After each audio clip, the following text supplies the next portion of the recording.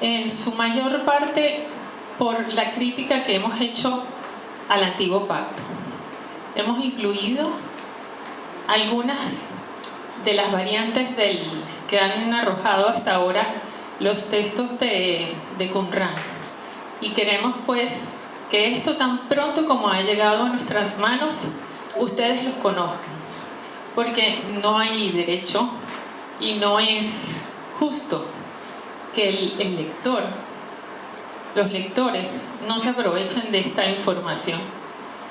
No son informaciones que solamente pertenezcan a la élite científica de los idiomas originales de la palabra de Dios, sino pensamos que cada persona puede llegar a comprender todo esto, y que todos los lectores de la palabra son inteligentes para comprender y razonar, y además tienen el Espíritu Santo, y el además entre comillas. Entonces queremos compartirles un video que hemos preparado, que es una síntesis del trabajo de traducción, y nuestro hermano Tony Matar les contará la historia del texto. Posteriormente, nuestro hermano José Antonio Septién, profesor de griego del Nuevo Testamento y quien es director del equipo de traducción, presentará la parte de traducción. Pero primero vamos a hacer como una síntesis de la historia, para que los que no nos puedan acompañar hasta el final y tengan otros compromisos, puedan enterarse pues en 20 minutos de qué se trata esto. Muchas gracias por estar acá.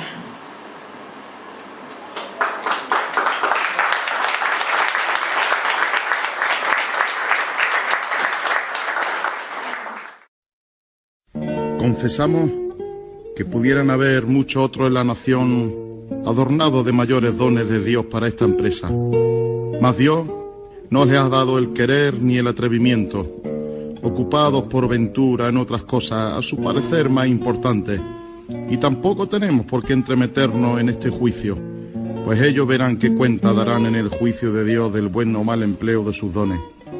En cuanto a nosotros es cierto, y de ello nos dará fiel testimonio el Señor algún día, que he visto que ninguno de estos doctísimos que lo hubieran podido hacer mejor ha osado encargarse de una obra tan necesaria para el avance del reino y gloria del Señor. El dolor de la falta que la Iglesia padecía en esta parte nos dio el ánimo que nunca nos hubiera podido dar la sola consideración de nuestra fuerza, así para comenzarla como para hacerla llegar a este punto. Y ninguna duda tenemos de que nuestro trabajo no haya sido agradable a Dios por la continua asistencia de su favor, mediante el cual hemos podido llevar una carga tan pesada, tan estorbada de Satanás, tan poco ayudada de hermanos, y por tantos días.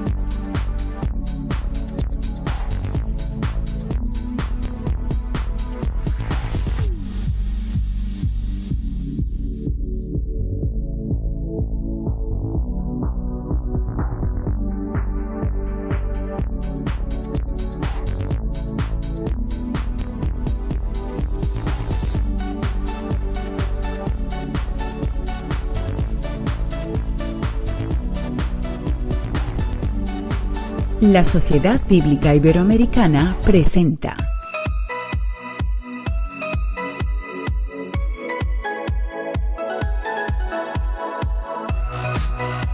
la cuarta edición de la Biblia textual. Esta edición constituye el aporte más significativo en la restauración del texto sagrado, particularmente en lo que compete al texto hebreo del Viejo Pacto. Su formato se presenta bajo la misma compaginación y secuencia utilizada por los apóstoles y por la Iglesia primitiva en el primer siglo de nuestra era. Siguiendo fielmente el estilo de traducción de anteriores ediciones, la Biblia textual está basada en el mejor texto crítico disponible, según los avances de la Biblia hebraica crítica, evaluada conforme a los 4 principales testigos que son el texto masorético, el Pentateuco samaritano, la Septuaginta y los manuscritos del desierto de Judea. Y para el Nuevo Pacto, la 28ª edición del Nuevo Testamento griego.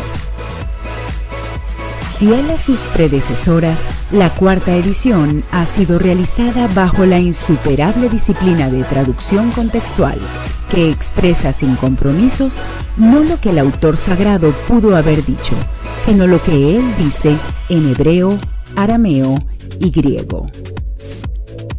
Tal como sus anteriores ediciones, pero grandemente beneficiada por los últimos hallazgos de la arqueología, por la tecnología informática aplicada a los manuscritos y el avance de los estudios bíblicos, la Biblia textual resulta un extraordinario instrumento para explorar las profundidades de la palabra de Dios. A través de su texto, esta edición incluye más de 12.000 notas a pie de página, además de material competente para la sección de pasajes especiales, ampliada a más de 300 notas de interés exegético y teológico. Biblia textual.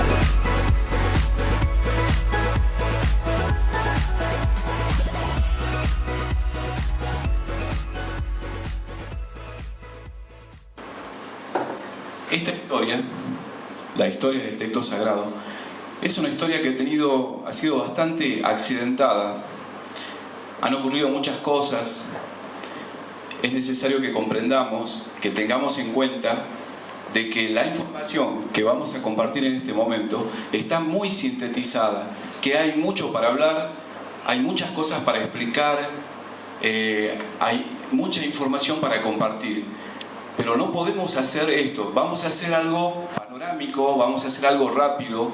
Vamos a hablar de la historia del texto sagrado, que la tenemos dividida en 4 partes. Tenemos un origen, tenemos una transmisión del texto, el texto sagrado, con algo que ocurrió casi de manera paralela, que es una corrupción, una falencia en el copiado manuscrito, que la evidencia arqueológica, los avances de los estudios bíblicos han podido y han demostrado suficientemente.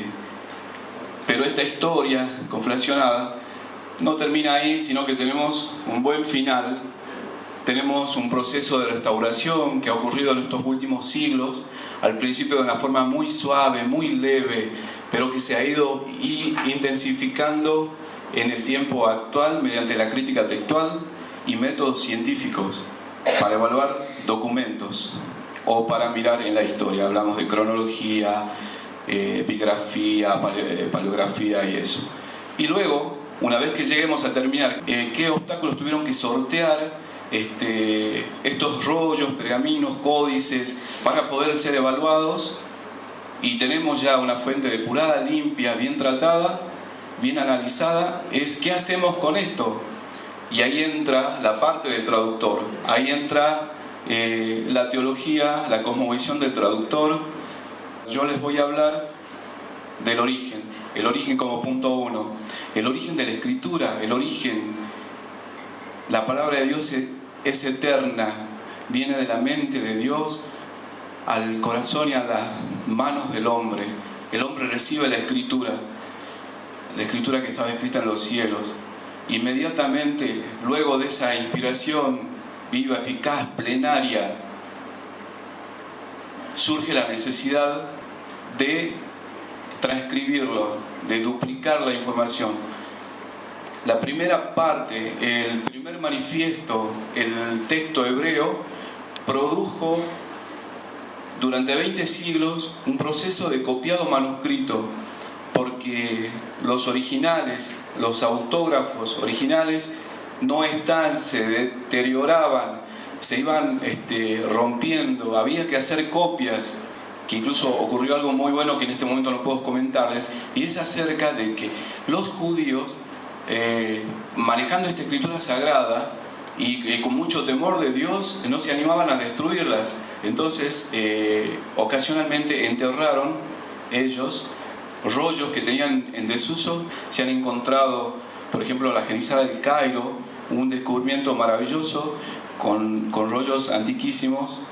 Bueno, en este proceso de copiado de 20 siglos involucra 1000 años antes del Señor Jesús y 1000 años posteriores a Él, porque ¿dónde termina este proceso? Termina con el invento de la imprenta.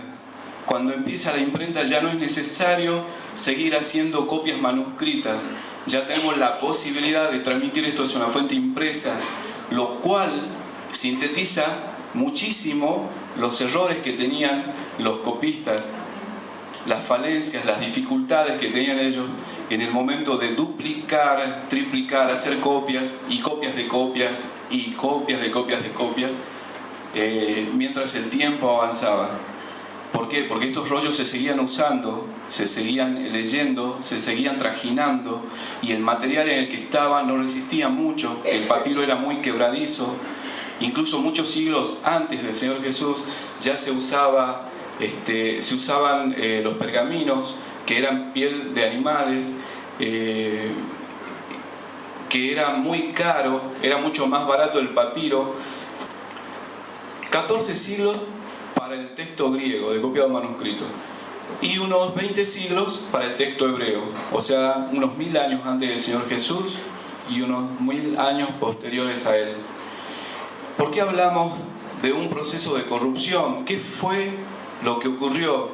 Tienen que ver con la visión defectuosa, con una audición defectuosa, con el cansancio, con problemas netamente humanos, cosas reales que acontecen en la naturaleza humana. Estas causas involuntarias. Y para esto, de forma breve, le voy a mostrar un ejemplo que está ocurriendo en Juan 17:15 en algunos manuscritos. Entre las causas involuntarias, porque no podemos hablar de que este es un error incluso así. Está esto como testimonio en el Códice Vaticano, que es un códice del cual ya se tenía noticia en el catálogo en 1456, pero que la Biblioteca del Vaticano no permitía el análisis sino hasta 1889, 1890, cuando recién se produjo un facsímil de ese códice. Podemos encontrar, y es un códice datado del siglo IV, podemos encontrar un problema muy común que acontece y nos ocurre incluso a nosotros cuando estamos leyendo un manuscrito, y es esto, se llama parablesis. La parablesis es el salto del ojo. Lo que ocurre es que en los rollos, los anchos de columna tenían entre 5 y 8 centímetros. El tipo de escritura que se usaba antiguamente, desde el finales del siglo II hasta el siglo IX, eran unas letras unciales que nosotros le decimos mayúsculas. Entonces eran columnas de 5 a 8 centímetros con letras mayúsculas. Y al ser así entraban 3, 4 palabras como mucho. ¿Y qué era lo que ocurría? El griego presentaba esta dificultad que muchas veces las terminaciones de las palabras se parecían en sí, y este ejemplo produce dos tipos de errores, aunque en realidad es un error involuntario: el homo arcton y el homo teleuton, que es el comienzo idéntico o el final idéntico. En este caso el error es un final idéntico.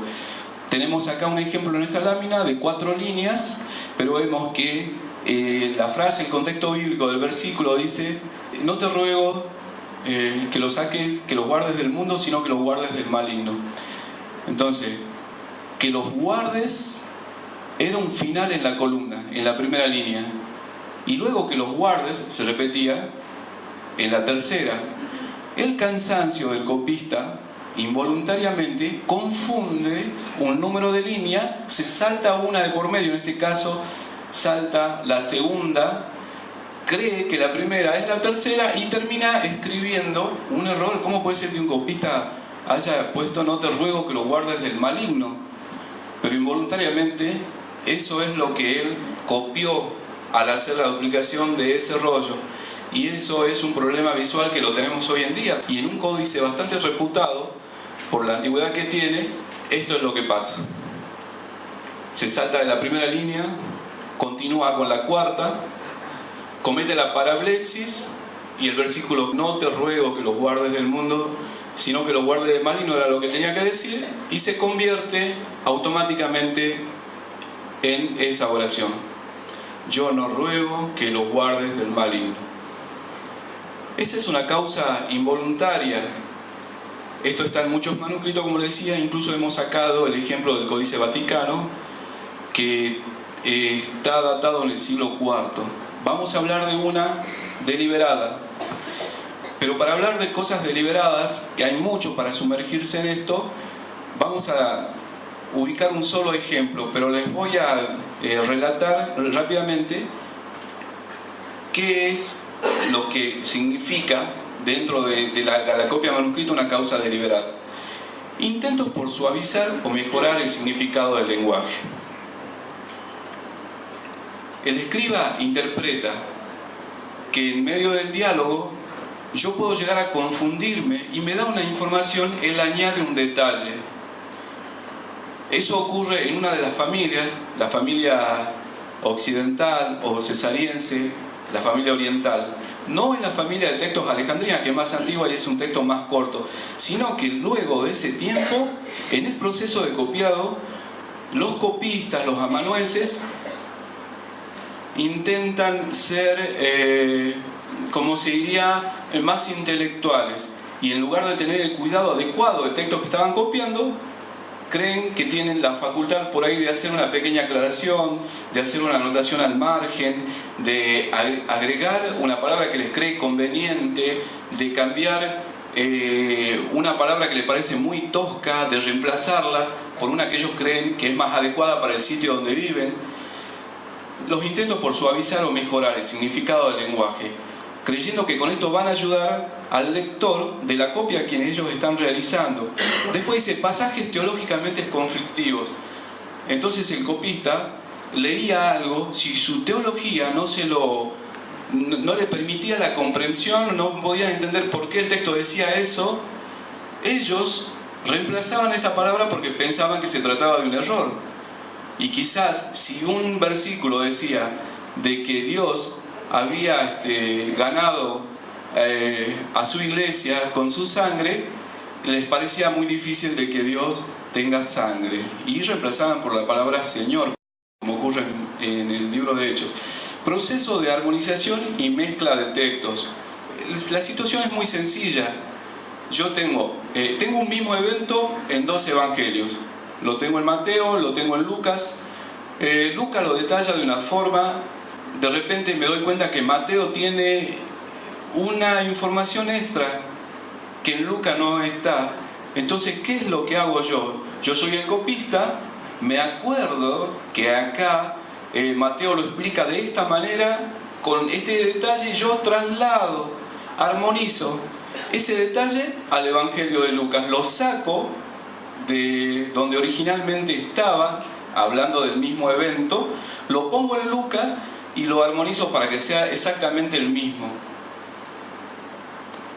Esto, como les dije, se puede comprobar con las fotos de todos los manuscritos que evidencian que son añadiduras. El proceso de restauración es muy interesante. Ha sido bastante accidentado, pues incluso, no sé si algunos tienen conocimiento de unas ciencias de la Edad Media que se llama Diplomática y que analizaba documentos escritos en base al tipo de caligrafía, servía para hacer datación de documentos también. De la Diplomática surgió algo muy interesante con unos monjes humanistas incluso, que aunque esto todavía no era crítica textual en sí, encontraron diferencias, por ejemplo, en las versiones latinas que manejaba la Iglesia Católica en la Edad Media.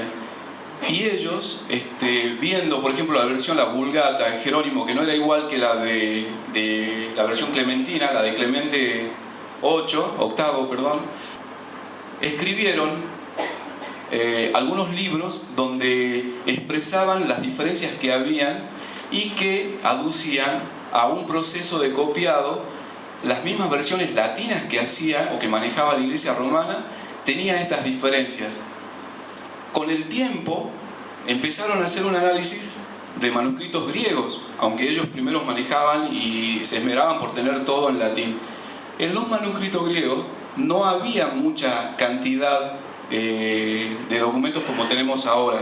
Sin embargo, ya habían podido determinar una especie de adicciones, de añadiduras y de cambios en el sentido de las copias posteriores, porque desde el siglo IX en adelante surge un tipo de escritura que se llama minúscula, pues antes no se escribía así, sino que eran todos unciales, que eran un tipo de letra mayúscula, y produce un tipo de caligrafía un poco más extendida. El rollo, los códices, eso va cambiando.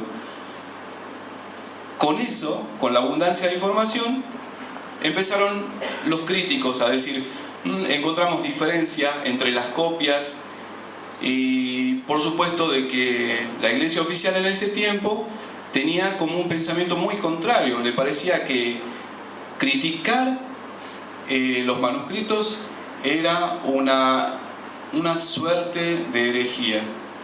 Bueno, decían literalmente nido de hereje. Por eso al principio la crítica fue muy suave, y cada persona que intentaba hacer un análisis de las copias, comparar manuscritos antiguos con lo que se manejaban en ese tiempo, perdía su trabajo, recibía mala reputación o era relegado al olvido.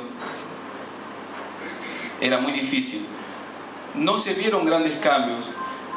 Podemos separar esta historia de la restauración para el Viejo Pacto como un periodo precrítico. Tenemos todos estos nombres. Por ejemplo, Elías Levita es un crítico, se opuso mucho a las vocales, que es una tradición que desde el siglo V hasta el VIII, que eran los masoretas, los guardadores de la tradición. Y Elías Levita, con una obra monumental, critica y demuestra el daño que hacían las vocales al texto hebreo en ese tiempo. Luego viene Adrian Clark, esto viene avanzando, Ginsburg.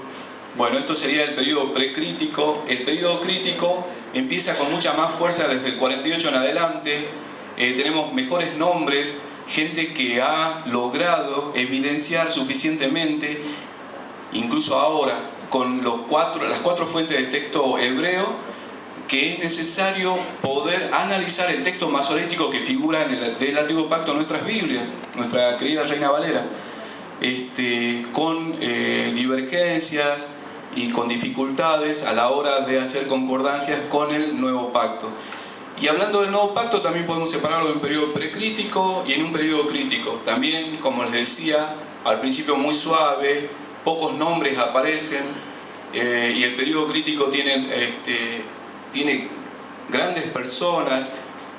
Lachmann, Tischendorf tiene una historia maravillosa de cómo él recogió unos manuscritos del monasterio de Santa Catalina en el monte Sinaí, los sacó, literalmente los sacó del fuego, 43 rollos, y los monjes le dijeron que habían quemado una cantidad similar para hacer fuego, y él, se le permitió que él recoja eso, y luego hizo un aparato crítico maravilloso, por supuesto ahora superado, pero nunca algo tan magnífico como él hizo en ese tiempo.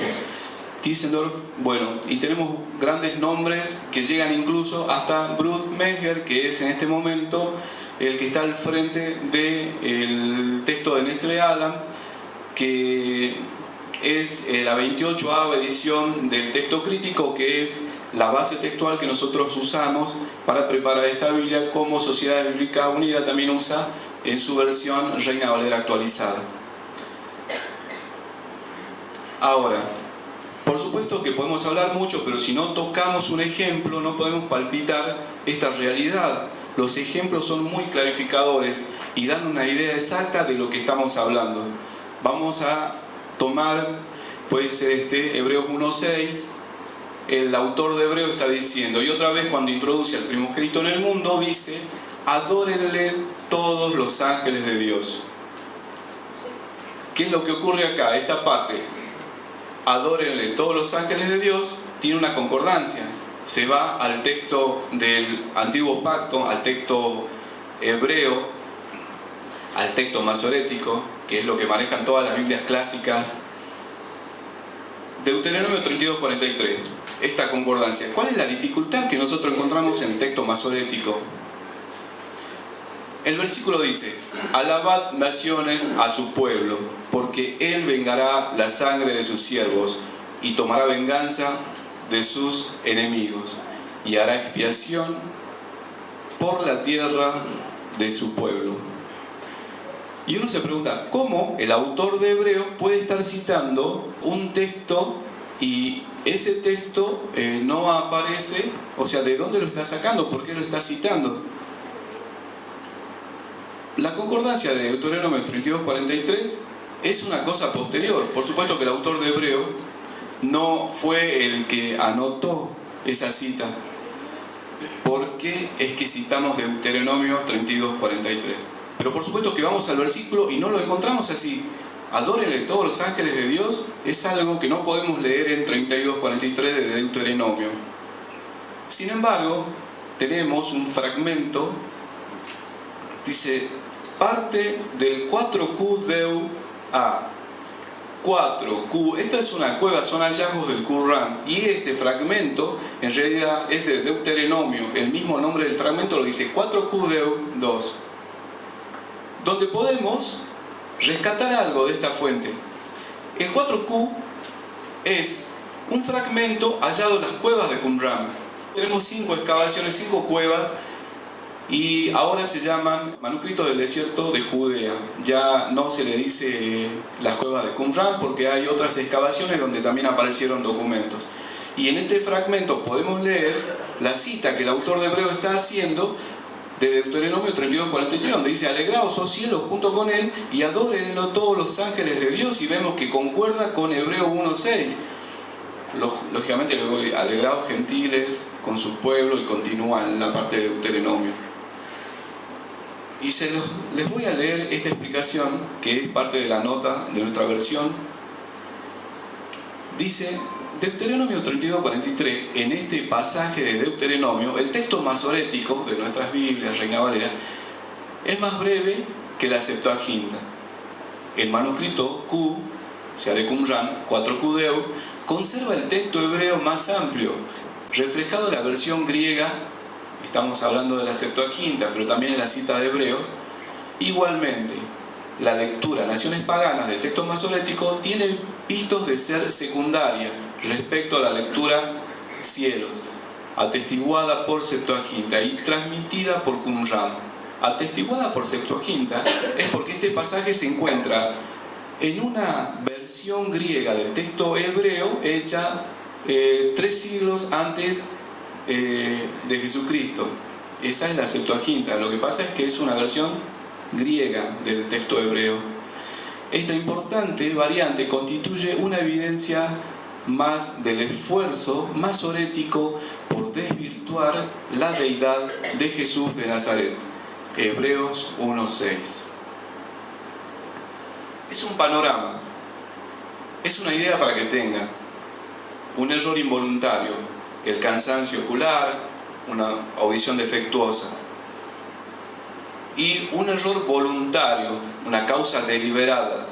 El texto masorético intenta borrar las justas aspiraciones, decía nuestro hermano Carlos, de Jesús como el Mesías de Israel. Bien, esta lámina habla de las disciplinas de traducción. Como les dije, rápidamente les voy a explicar qué son estas disciplinas de traducción. Tenemos la disciplina literal. Para todos los que manejan y estudian en la Biblia, lo que es en este caso literal son los llamados interlineales, donde tenemos la fuente, ya sea griega o hebrea, y debajo la traducción de esas palabras sin la sintaxis, o sea que no están ordenadas, no tiene el sentido gramatical para nuestro idioma, sino que es de forma desordenada o de la forma en que se encuentra en la fuente. Lógicamente, la fuente griega o hebrea no necesariamente tiene que coincidir con la manera en que yo tengo que expresar la oración. Entonces yo veo arriba lo que es la fuente, por ejemplo, es la fuente hebrea, y debajo las palabras de lo que significa, sin la sintaxis.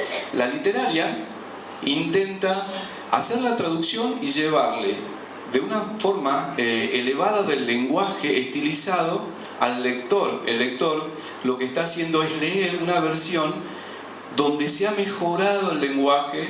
El traductor se encarga de hacer esto, del que recibe el mensaje. Está mejorado, porque puede ser de que el texto esté usando una palabra, por ejemplo, como catre, y en la traducción se use camilla. Es un término literario. Entonces yo ahí lo que estoy haciendo con esa traducción literaria es elevar el lenguaje del destinatario, de la persona que va a recibir el mensaje. Luego está esta disciplina dinámica. La dinámica es una paráfrasis. Básicamente es una reinterpretación del pasaje. Yo leo el pasaje y según lo entiendo lo explico. Entonces, si el texto griego dice, por ejemplo, si pisoteáramos la sangre de Jesús, a lo mejor en la disciplina dinámica el traductor quisiera poner si despreciáramos su muerte, y en realidad entonces la palabra muerte no está, sino que está la palabra sangre. Lo que él está haciendo ya no es traducir, sino parafrasear, reinterpretar. Las traducciones dinámicas tienen una buena utilidad a la hora de evangelizar. Pueden ser un poco más explicativas, o pueden también tener el fin de poder tener un mensaje más dócil, más sencillo.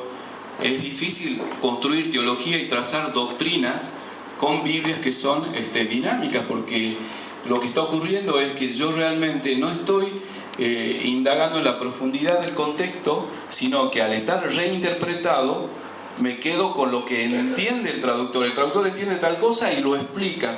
Entonces yo no puedo hacer un trazado bíblico con una dinámica. Pero nosotros ofrecemos una traducción contextual que usa y retiene, guarda, preserva mucho del estilo literario de la Reina Valera, pero que a su vez, para elegir una variante, usa el método contextual. El método contextual. Usamos nosotros el método contextual, creemos que es el más eficiente, creemos que es el más adecuado, y sobre este método se va a poder explayar mucho mejor el pastor Marcelo Basset. Le voy a dejar esta lámina a él. Muchas gracias.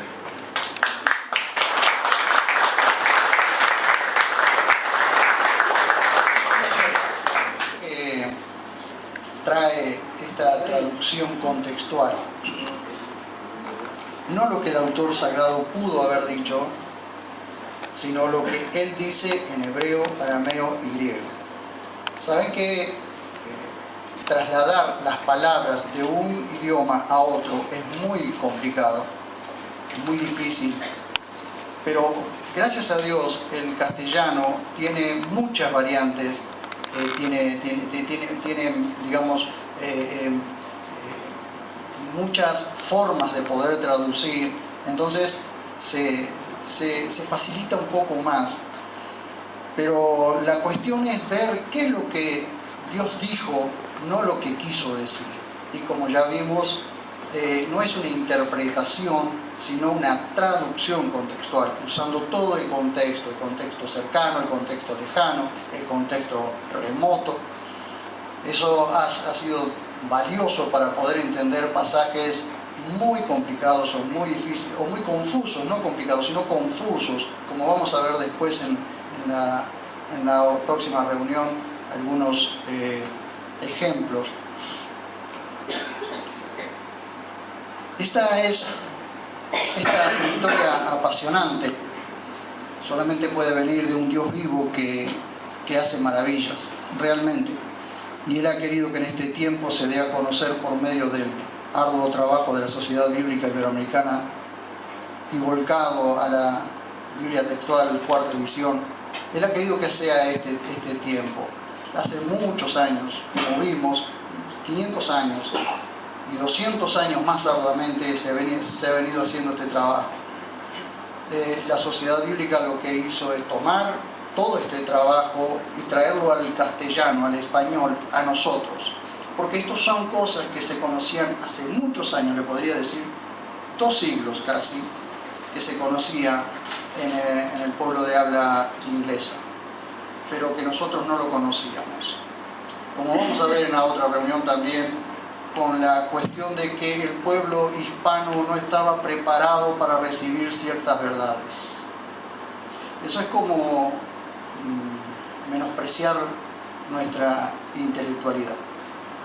Pero la Sociedad Bíblica se puso al hombro esta labor y dijo, el pueblo de habla hispana tiene que conocer esto, necesita conocer esto. Por eso es que nos hemos hecho parte y amamos este proyecto, porque amamos al pueblo de Dios y queremos trasladarle estas cosas. Yo no sé hebreo, yo no sé griego, gracias a Dios hablo criollo y algo de español, así que no esperen que yo les traduzca nada, pero cuando yo veo semejante traducción y me lleva a entender pasajes tan confusos como los que hemos visto y los que vamos a ver después, hermanos, debo enseñar al pueblo de Dios, pero debo aprender correctamente para enseñar fielmente. ¿Es así o no? Estamos todos en esa labor, ¿es cierto? Bien, porque el que no se tiene que parar delante de mucha gente, tiene familia, tiene amigos, tiene conocidos a quienes hay que transmitirle las verdades de Dios, ¿sí? En esta lámina 40 vemos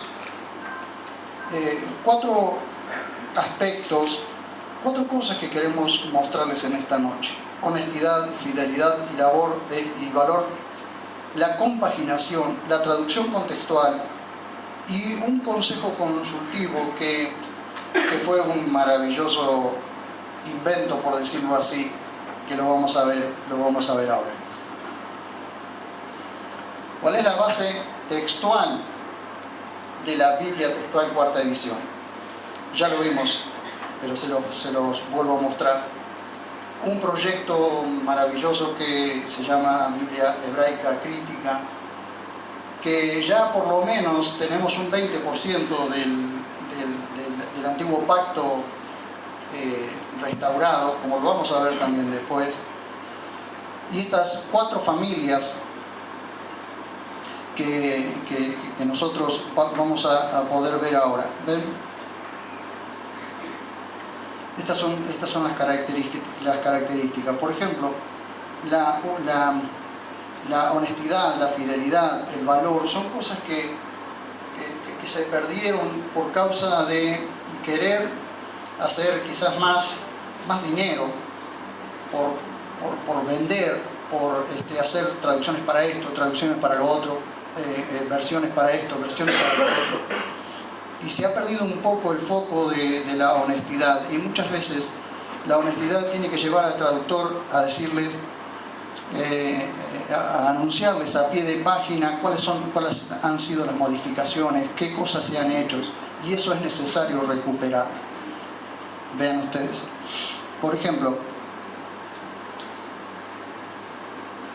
allí ustedes pueden ver que se usaron 4 familias, ya las vimos, el texto samaritano, los rollos del desierto de Judea, el texto masorético y la Septuaginta.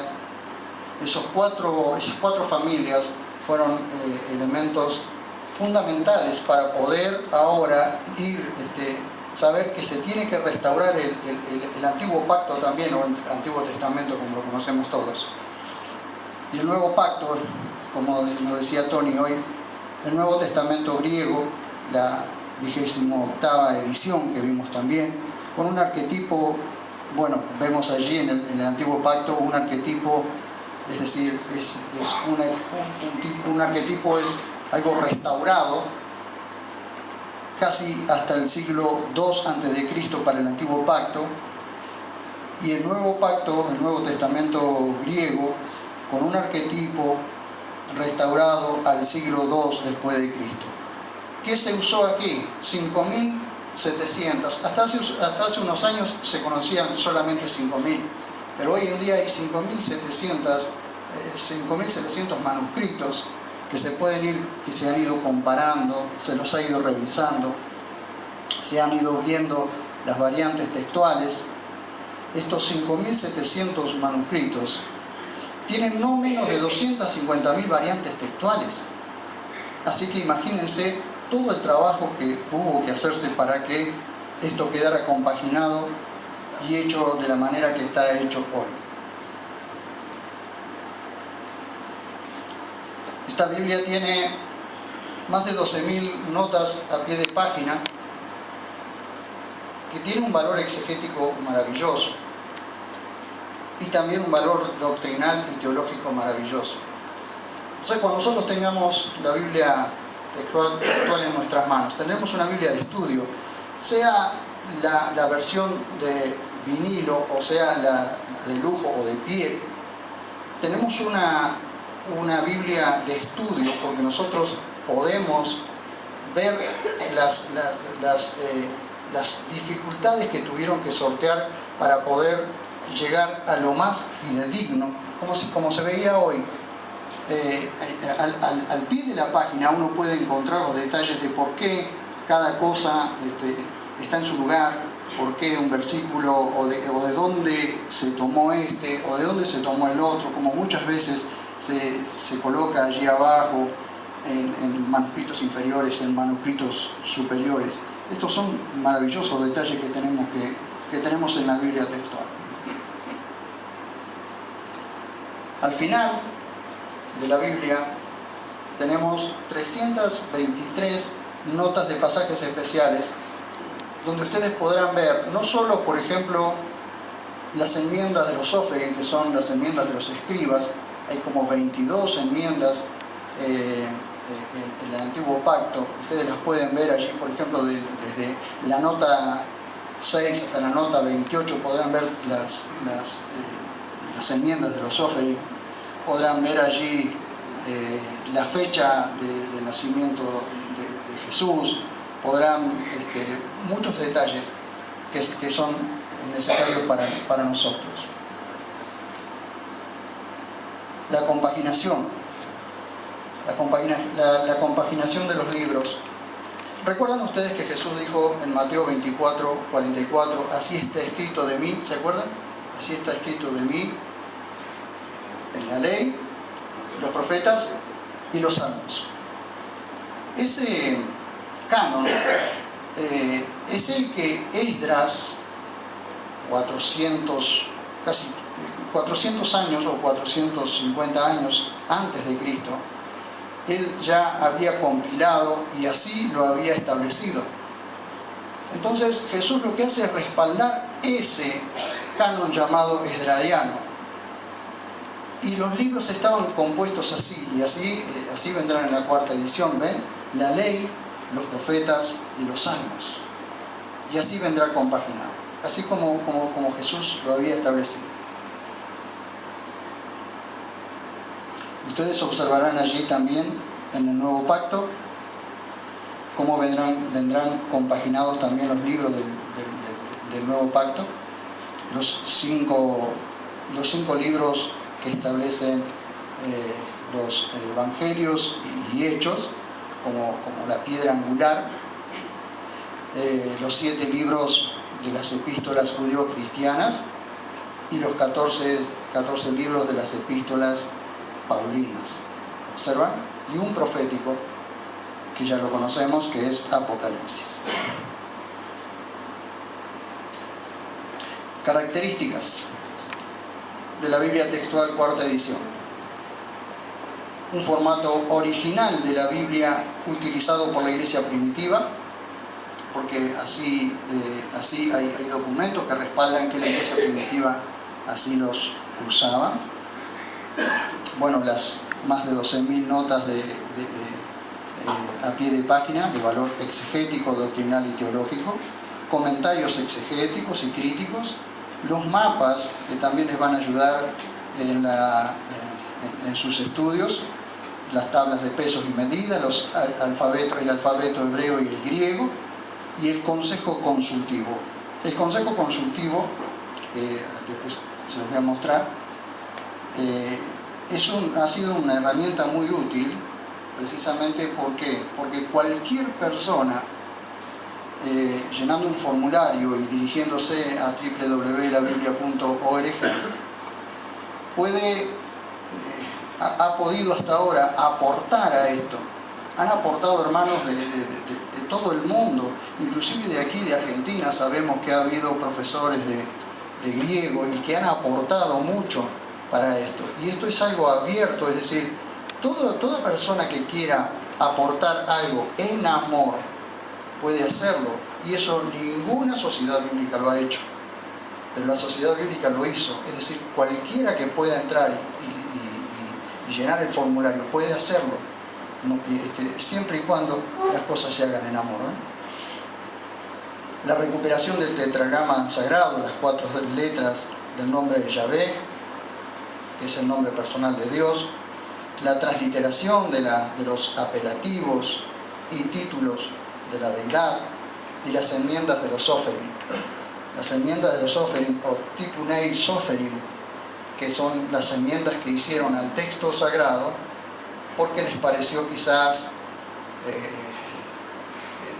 conflictivo, en otros les pareció que Dios no podía realizar ciertos actos humanos, como estar delante o quedarse delante de Abraham, como lo podremos ver después, sino que Abraham estaba aún delante de Yahvé, cuando en realidad el que se quedó esperando si Abraham seguía intercediendo o no, fue Dios. Dios se quedó delante de él todavía, y eso dice el texto original.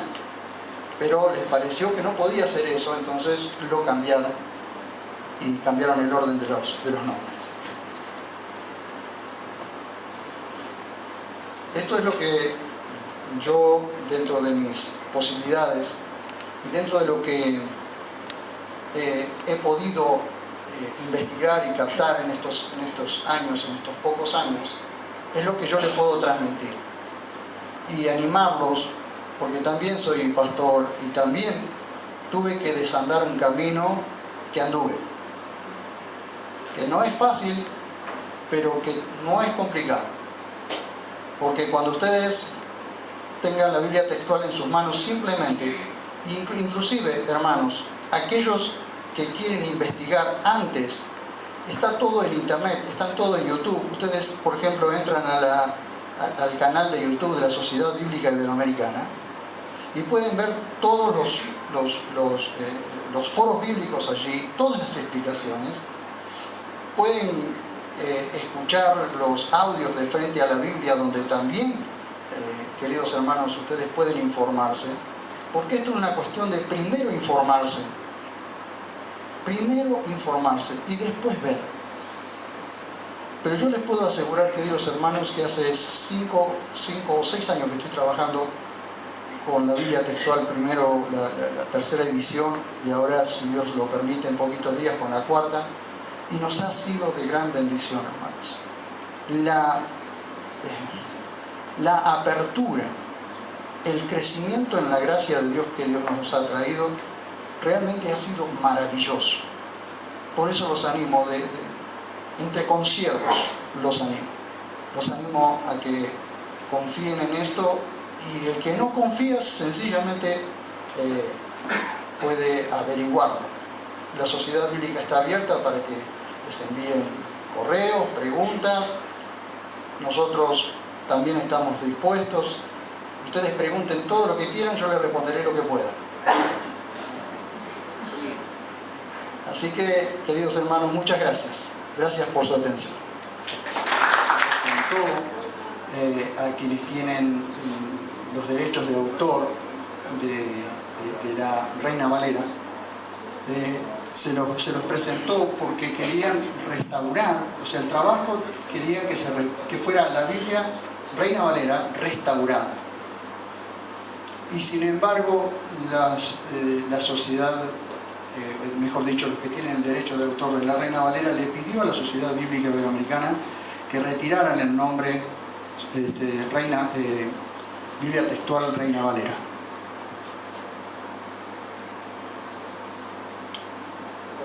Observen allí que estos fueron el primero y la segunda edición del Nuevo Testamento, y si lo pueden ver ustedes, dice Biblia Textual Reina Valera. Después se tuvo que llamar Biblia Textual porque Reina Valera, o sea, los que tienen el derecho de autor, no quisieron que se llamara así. Entonces no es que estamos en contra de tal o cual traducción, no. Lo que pasa es que con 200 años de investigación y 40 años de la sociedad bíblica queda al descubierto todos los errores. Eso no es... Eso lo pueden ver, lo pueden investigar, inclusive en internet lo pueden ver. Quería comentarles esto para que no vean ustedes que estamos contra algo. No. Porque Casiodoro de Reina él no tradujo mal, tradujo de lo que tenía a mano. Y lo que tenía a mano en aquel momento era un texto que ya estaba contaminado. Muchas gracias.